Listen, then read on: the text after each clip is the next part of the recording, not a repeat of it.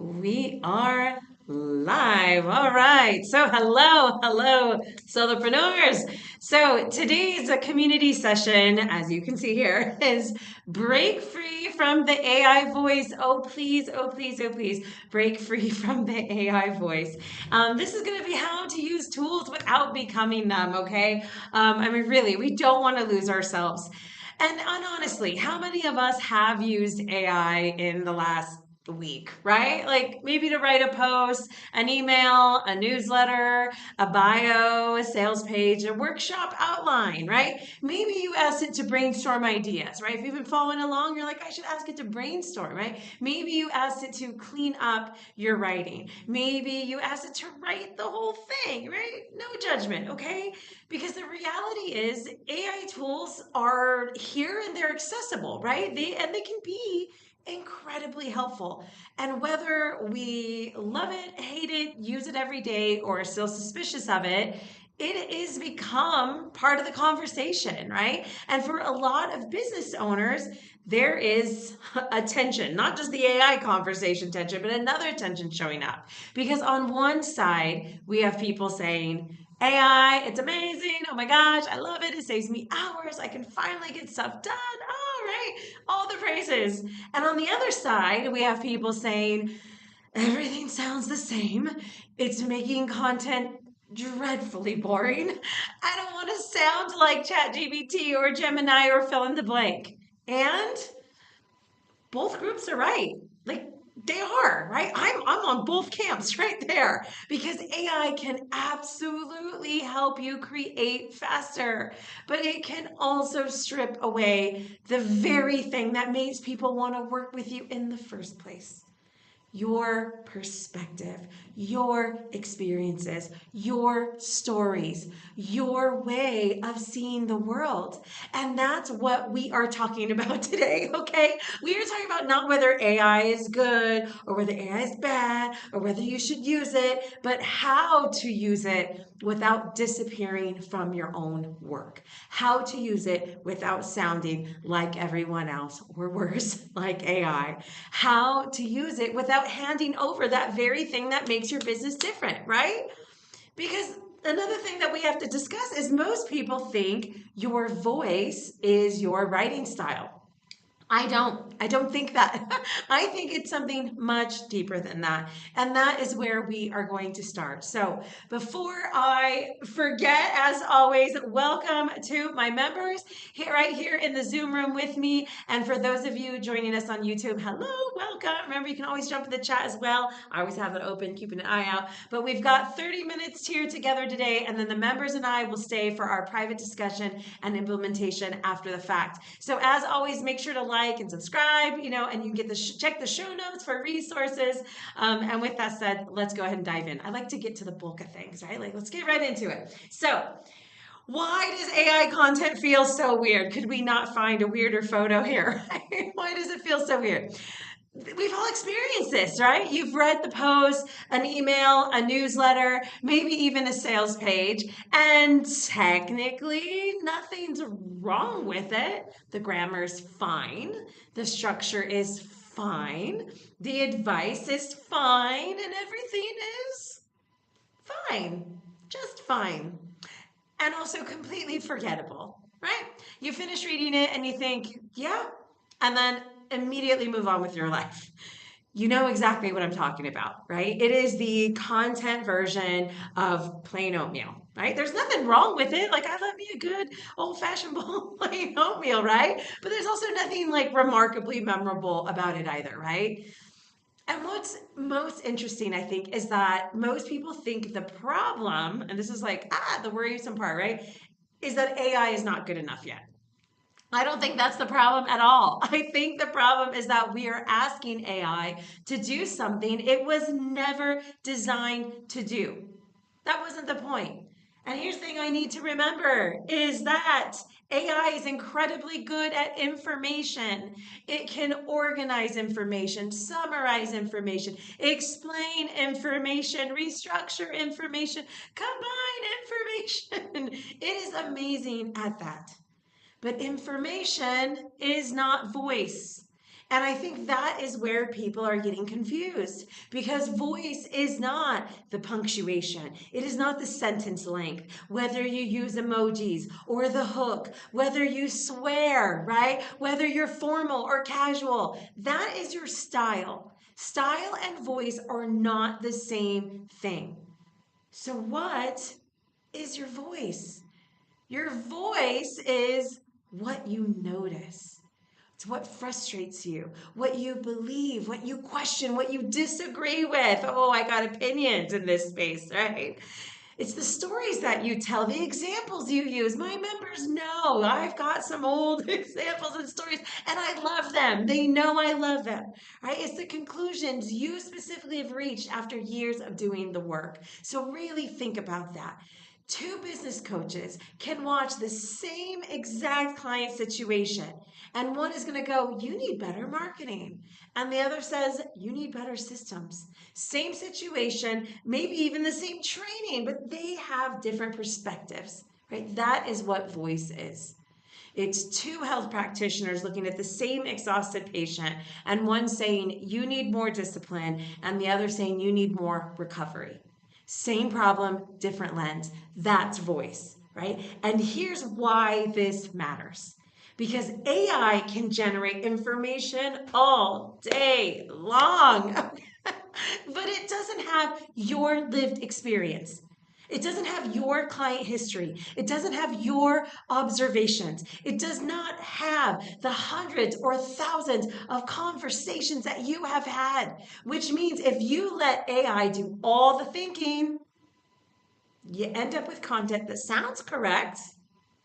Sounds very, and maybe it even is, right? But it doesn't sound like any single person in particular. And that's usually when people start saying, everything sounds like AI now. Because what's missing isn't better writing. We thought that's what it was. What's missing is the person. We're so special, okay? But we are. So look, the dangers. Let's talk about the dangerous ways to use AI, right? How did we get into this missing in action slope here? We open Claude, we open ChatGPT and whatever, and we type, "Write me a LinkedIn post about consistency," or "Write me an email about confidence," or "Write me a post about productivity." And AI happily goes off and it writes something. The problem is, there was never any you in that process. No opinion, no perspective, no story, no observation, no experience, no disagreement, nothing. You asked for information, it gave you information.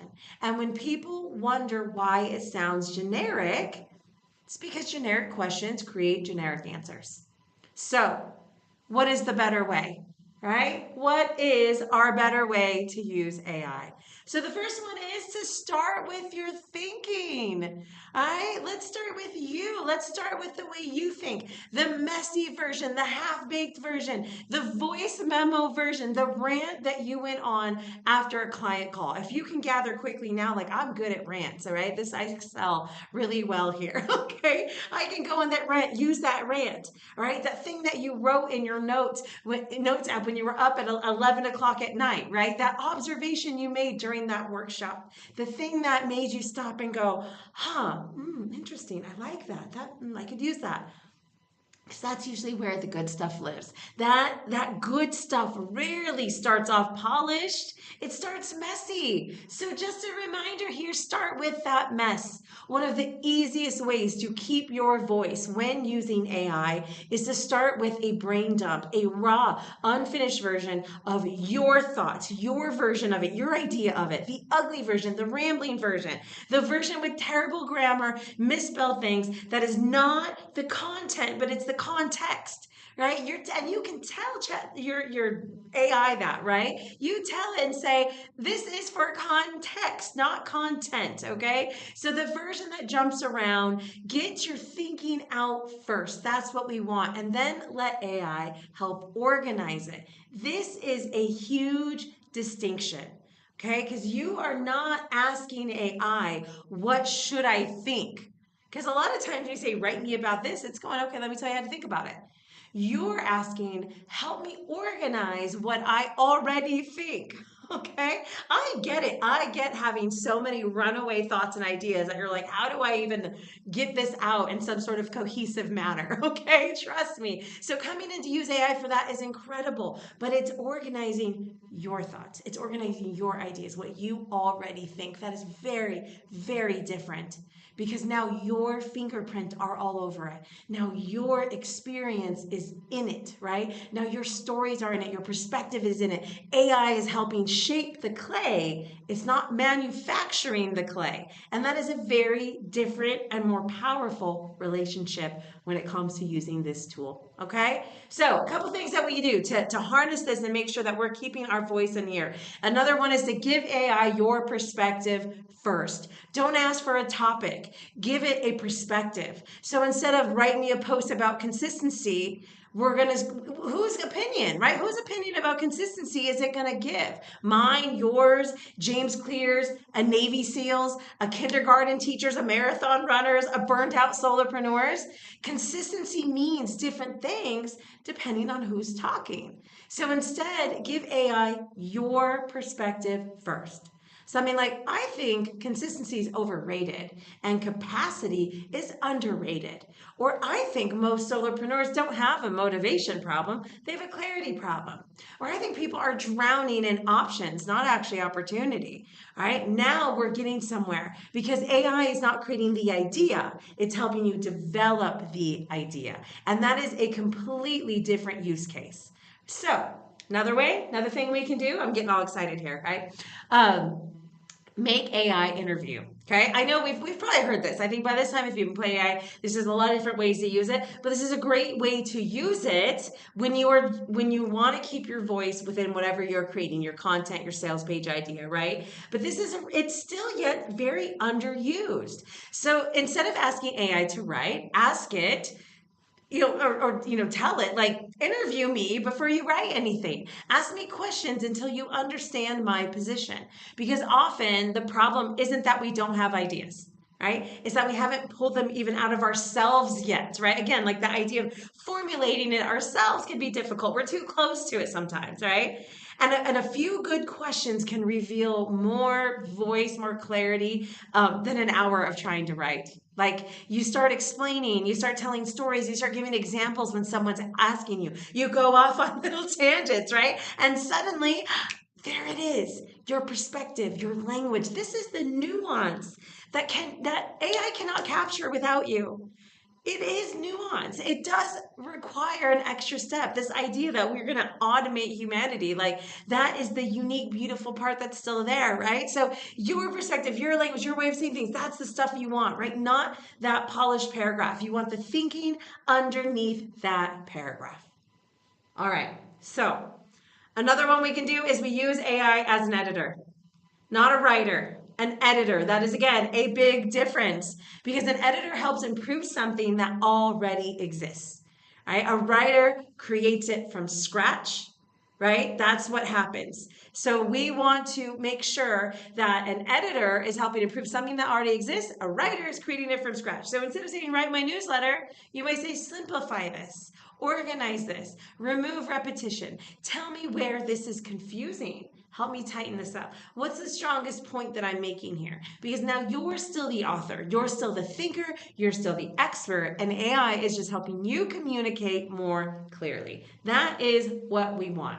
So we're going to wrap this up with about 3 little pieces that I like to help you kind of create something more concrete on how to make sure that as you're working with AI that you have some ways to keep that voice there, to keep that voice alive, because AI will it'll clean you out, right? It'll take you right out because it wants to smooth everything, okay? So one of the things that we're going to do is we are going to create a voice anchor. All right, this is a very simple idea, but before AI can help preserve your voice, it needs examples of your actual voice. And ideally, those examples come from you speaking. So if you are able to get workshop transcripts, nowadays Zoom, if you're using Zoom a lot, you can get a transcript easily from there. There's tons of apps and other platforms and programs that allow you to create transcripts, podcast interviews, get a transcript of that, videos, lives, voice notes, client trainings, anything where you are just talking naturally, because that's usually where your real voice lives, right? Not that polished version, not the version where you're trying to sound professional and ready for your TEDx talk, the version where you're simply explaining something that you know well. Now, if you don't have transcripts, use the best examples you do have, okay? So if you have some newsletters that you really were like, that's so me, I nailed it, right? Posts, emails, but be careful. Okay, because if those pieces were heavily AI assisted to begin with, you're just teaching AI to copy AI. Okay, so the closer you can get to your natural speech patterns, the better. So you want to make sure you're asking questions like so after you get these pieces in here, then you want to be asking questions like, what patterns do you notice in how I communicate? What beliefs, themes, or opinions show up repeatedly? How would you describe my teaching style? What makes this different from a typical business coach, consultant, expert, whatever you might put in? And another one that could be interesting is if my communication style was a mix or a single match for public figures, authors, or celebrities, personalities, who would it most resemble and why? Not we don't want to We're not trying to mimic that person, but it can reveal patterns that we don't necessarily see ourselves, right? So maybe you're more direct than you realize, right? Others might be like, whoa, she says it like it is. You might not think that. Maybe you're more story driven, maybe you're more rebellious, maybe you're more teacher than coach. The goal again isn't imitation, the goal is awareness, because once AI understands the patterns that already exist for you, it has a much better chance of helping you preserve them. Right? And that is what we are trying to create in this space that we want to make sure that we have. So another thing, so that's the first one, right? A voice anchor. So the next thing we want to do is create a voice guide, right? And what may not be completely obvious as you start to work with AI, but when you do, you'll start to see is that you do have rules. You just haven't written them down, right? There are things that you always say, right? There are things that you never say. And I'm sure if AI ever put, you're like, I would never say that, right? There are words you love. There are words you hate. There are the type of stories you tell, the type of examples you use, beliefs and ideas and thoughts and preferences that you come back to again and again. And if you're using AI a lot, it can be incredibly helpful to create a simple voice guide, right? Not a complete brand guide, not a 47-page PDF. Nobody needs that, all right? Just a simple document. And I don't have a cute slide for these, but here's some of the questions that you want, or some of the things that you want to clarify in this space for your AI. I say simple document, but you can use that and keep it on hand, but you want to get it into working with your AI, right? So the topics that you talk about over and over again, right? Like if you are working with us, then you know your 6 pillars, right? What are your 6 core content pillars? What are the things that you could talk about over that jazz you up, that get you excited, right? Where do you find yourself correcting people about things in your industry or things within your space? Where do you find yourself correcting people? What advice do you find yourself giving constantly, right? A lot of times there's repetitive things that are happening in your spaces that you realize it's always coming up. That conversation's always coming up, right? What makes you roll your eyes? Oh my gosh, in the industry. I have a list of those, right? What do you wish more people understood? What stories again do you tell repeatedly? Like I said, I have some I tell all the time. What examples do you always come back to?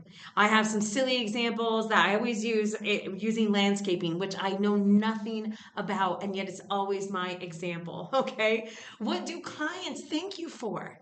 What do clients say is different about you? And when people describe you, what words do they use? What phrases come out of your own mouth all the time? What words or phrases make you cringe? What kind of content do you immediately stop reading as soon as you see that red flag, right? What do you believe that people in your industry disagree with, right? What is it that you say? I think this is truth, and a lot of people think it's something else. And if someone spent a day with you, what would they hear you talking about repeatedly? And if you're struggling to answer some of those, that's okay. You can even ask AI to help you interview you and help pull some of those answers out. But once you've got those answers, You can actually work with it and go, let's create a voice guide based on everything we've discussed. Create a voice guide for me and then review it, edit it, fix it, argue with it. Because this is one of those places where AI will get some things right and get some things wrong. But now you're creating a reference point, a set of instructions, right? A definition of what sounds like me actually means. And that becomes like incredibly useful. That becomes clarity, right? And every time you create something, you can bring that back up. You reference that back and understand that that's the best description and core to get your voice clear out there when you're getting support, right? So we have a voice anchor, we have a voice guide, and the last thing I want to talk about is a voice lock. So we've done all that. We've given AI our thinking, our perspective, our stories. We've anchored it to our voice. We've created a voice guide, and then it comes back and it's still sounding a little off. This is where the voice lock comes in. And voice lock is simply telling AI what it is not allowed to change. Because left to its own devices, AI loves to clean things up, right? Sometimes too much. It removes the whole story or changes it to something very boring. It softens the opinion. It replaces the example. It makes everything sound a little more generic, a little more professional, with my quotes here, a little less human. So we need to tell it exactly what to preserve. Things like keep my examples, keep my stories. Because sometimes you might say, here's a generic, but give a better example, right? You might not like your example. But in some, you want to say, keep this example, keep this story, keep this opinion, keep that analogy, keep my humor, keep the conversational tone I'm using. Do not replace specific examples with generic statements. Do not soften strong opinions. Do not remove personality. You would think we wouldn't have to tell it that, but we do. Do not make this sound corporate, right? The more specific you are, the better the results are going to be, right? Because AI isn't sitting there thinking, how can I preserve Tanya's voice today, right? It's trying to be helpful. And sometimes what it thinks is helpful is polishing away the very thing that made this piece interesting in the first place, right? And voice lock can help protect that. So it gives boundaries to your AI, and those boundaries often make a huge difference in the final result. Okay? So, in the end, what am I trying to say? AI isn't the problem, right? And AI is not the solution either. It is a tool, a very powerful tool, but it's still just a tool. And like every tool, the result depends on how you use it. If you ask AI to do all of the thinking, you'll probably end up sounding like everyone else. If you ask AI to help organize, clarify, challenge, and strengthen your thinking, you probably end up sounding more like yourself because your value was never your ability to type words into a document. Okay? Your value is your perspective. It's your experience. It's your observations, your stories, your judgment, your ability to notice things that other people miss. That's the part that people are actually paying for in the work that you do. That's the part that people actually connect with. That's the part that AI can't replace. So don't hand over the best part of your work. Bring it into the process. Start with your ideas. Start with your observations. Start with your stories. Start with your messy thinking. The clarity of your voice and your opinions are depending on it, right? Let AI help shape it. Because the goal, again, isn't to avoid it, but the goal is to use it without disappearing from your own work, okay? And we got to remember AI is the assistant. You are the author. AI is the editor. You are the thinker. AI is the tool. You are the perspective. And when you keep those roles clear, AI becomes incredibly powerful because instead of replacing your voice, it helps amplify it. All right. Woo! We did it. Super excited. Hope that gives you some things to work with. Hopefully we'll start seeing some exciting content out there. I know people have powerful opinions, but my goodness, are they hard to see these days when you scroll through some of those platforms. All right. So my lovely M360 members, you stay right where you are. We're going to spend some time looking at real examples and testing a few ways to keep our voice, story, and observations in our work. And we'll look at where things might be getting sanitized out and how to bring it back. To our YouTube audience, thank you for joining us today. And if you found it helpful, make sure you like, subscribe, check the show notes for our resources, and be notified when our next one is up. So we'll see you all next time, and goodbye.